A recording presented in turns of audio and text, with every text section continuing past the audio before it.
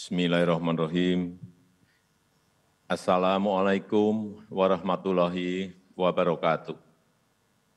Selamat pagi, salam sejahtera bagi kita semuanya. Om Swastiastu, Namo Buddhaya, salam kebajikan.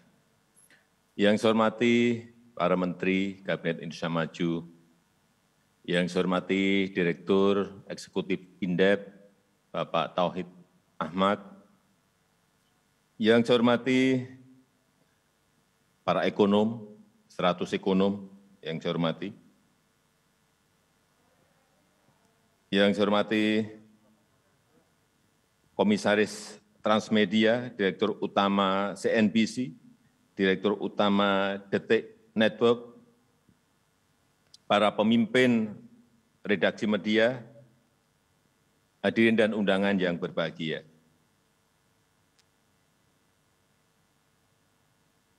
Pandemi COVID-19 telah memaksa kita untuk mengambil langkah-langkah extraordinary, langkah-langkah luar biasa akibat situasi krisis yang multidimensional, langkah-langkah yang tidak pernah kita ambil sebelumnya, bahkan tidak pernah kita pikirkan sebelumnya.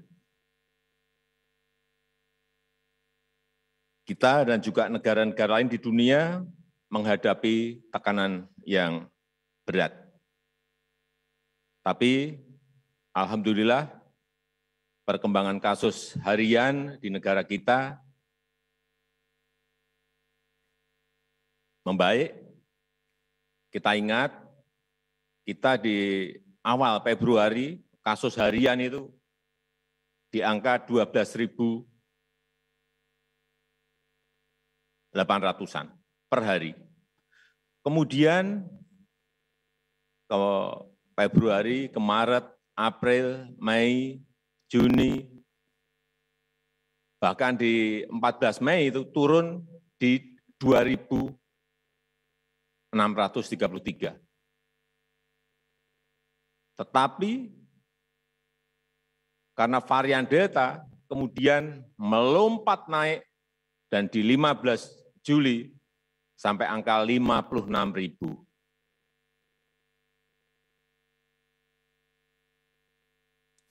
Tim epidemiolog saat itu menyampaikan pada saya, Pak, hati-hati, karena ini bisa naik sampai 80.000, kemudian naik menjadi 160.000, kalau itu tidak bisa kita hentikan akan bisa naik sampai di atas 400.000. Tapi alhamdulillah setelah berada di titik 56.000 kasus harian, kemarin kita berada di angka 18.000. Artinya telah terjadi penurunan. Juga perkembangan bor secara nasional. Akhir Desember tahun lalu, kita berada di angka 68%. Kemudian di Mei, pertengahan Mei, kita sudah turun 29%. Kemudian melompat karena varian Delta di pertengahan Juli, 18 Juli, hampir 80%. Dan beberapa rumah sakit sudah mencapai 100%. Dan alhamdulillah, bor kita pada hari ini, bor nasional, sudah turun menjadi 29%. Ini patut kita syukuri. Yang biasanya saya pakai untuk patokan itu adalah bor di Wisma Atlet. Dulu September tahun lalu pernah mencapai 92%. Turun, di Mei pertengahan, 18 Mei, itu berada di angka 15%. Tapi melompat di akhir Juni 2021, 30 Juni, bahkan mencapai 91%. 91%. Mungkin diteruskan 2 minggu, kalau kenaikannya tetap, sudah pasti Wisma Atlet akan kolaps. Ini juga, alhamdulillah, tadi pagi saya cek, sudah berada di angka 12%. Bornya. Angka-angka seperti ini tetap kita harus bersyukur, tapi tetap harus waspada dan penuh kehati-hatian dalam memutuskan setiap policy yang ada. Karena barang ini sulit diduga, barang ini sulit diprediksi, dan penuh dengan ketidakpastian yang namanya COVID. Apalagi yang namanya varian Delta.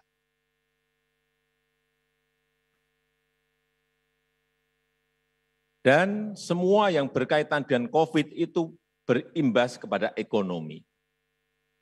Berimbas pada ekonomi. Dan kita berharap dengan penanganan kasus yang turun, kita harapkan juga ekonomi akan kembali tahap demi tahap naik kembali. Kita tahu kemarin kuartal kedua, kita berada di angka 7,07%, dan inflasi berada di angka 1,5%,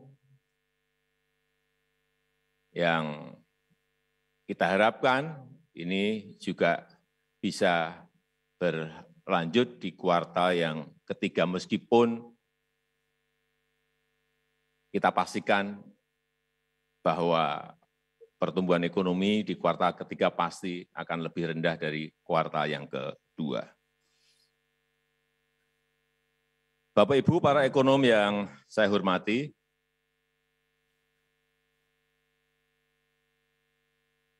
kita tetap harus menjaga gas dan rem ini agar betul-betul berada pada keseimbangan yang baik, artinya COVID-nya tahap demi tahap bisa kita turunkan, bisa kita kurangi, sehingga ekonomi tahap demi tahap bisa kembali pulih ke arah normal atau lebih baik lagi.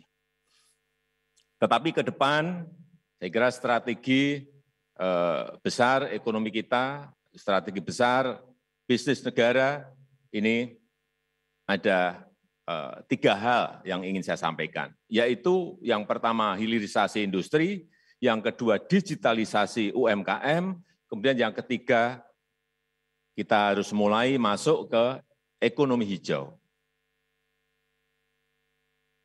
Hilirisasi, sudah kita mulai stop ekspor bahan mentah nikel, kemudian semuanya harus dihilirisasi, dan hasilnya mulai kelihatan. Saya kira ekspor kita, ekspor besi baja kita dalam setengah tahun ini saja sudah berada di angka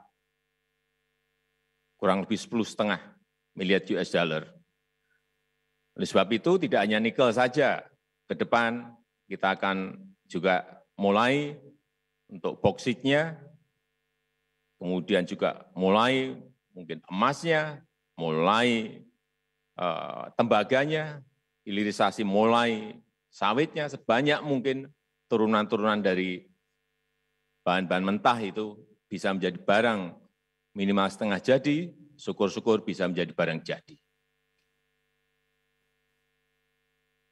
Kemudian yang kedua yang berkaitan dengan digitalisasi UMKM. Sampai hari ini, dengan usaha keras kita semuanya bersama-sama, telah masuk ke e-commerce, platform-platform digital 15,5 juta UMKM kita. Inilah saya kira transformasi yang terus akan kita dorong, karena kita memiliki kurang lebih 60-an juta UMKM yang semuanya akan kita dorong agar masuk ke platform digital baik yang berada di daerah nasional maupun agar bisa juga masuk ke platform global. Yang ketiga yang berkaitan dengan ekonomi hijau. Kira kita tahu semuanya bahwa masa depan produk-produk hijau itu sangat menjanjikan dan kita memiliki kesempatan yang besar dalam hal ini. Oleh sebab itu, kita akan memulai mungkin Oktober nanti kita akan bangun yang namanya Green Industrial Park, yang produk keluarannya adalah produk hijau, pemakaian energinya adalah energi hijau, energi baru terbarukan, dan kita harapkan kita memiliki sebuah kekuatan besar ke depan, yaitu produk hijau yang dihasilkan dari ekonomi hijau yang akan mulai kita bangun tahun ini. Dalam hal reformasi struktural, kita tahu kita sudah memiliki Undang-Undang Cipta Kerja yang muaranya adalah kita ingin membangun sebuah kecepatan, kita ingin memberikan kemudahan-kemudahan dalam perizinan, dan sudah kita buka yang namanya online single submission, yang mungkin Bapak Ibu bisa mencoba apakah betul-betul bisa cepat atau tidak izin-izin sekarang ini. Saya kira usaha mikro, usaha kecil, sekarang kalau ingin mencari NIB itu tidak usah sampai berlama-lama, berhari-hari atau berminggu-minggu, dan bisa dilakukan dari rumah, dari kantor, membutuhkan waktu mungkin hanya 5-7 menit, sehingga usaha kecil, usaha mikro kita semuanya bisa menjadi sebuah usaha yang memiliki NIB, dan itu akan memudahkan mereka untuk mengakses ke perbankan. Juga ingin saya sampaikan mengenai program Mekar yang kita miliki, yang kita mulai di tahun 2016. Ini adalah untuk usaha-usaha mikro yang pinjamannya hanya 500.000, 1 juta sampai 3 juta. Yang awalnya di 2017 itu hanya 1,5 juta, saat ini sudah mencapai nasabah 10,8 juta. Ini sebuah lompatan yang sangat cepat sekali, yang kita harapkan ini akan memberikan dampak kenaikan tingkat pada usaha mikro di tanah air. Ini hampir 100% ini ya, yang diberikan ini adalah ibu-ibu, dan ini sudah melebihi dari Grameen Bank, karena Grameen Bank itu kalau tidak keliru hanya kurang lebih 6 juta, ini kita sudah sampai ke 10,8 juta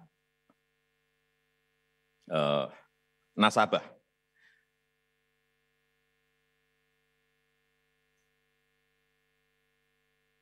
Para ekonom yang saya hormati, dalam situasi seperti saat ini, pemerintah membutuhkan dukungan dari berbagai pihak, utamanya para ekonom, pemikiran, gagasan yang dapat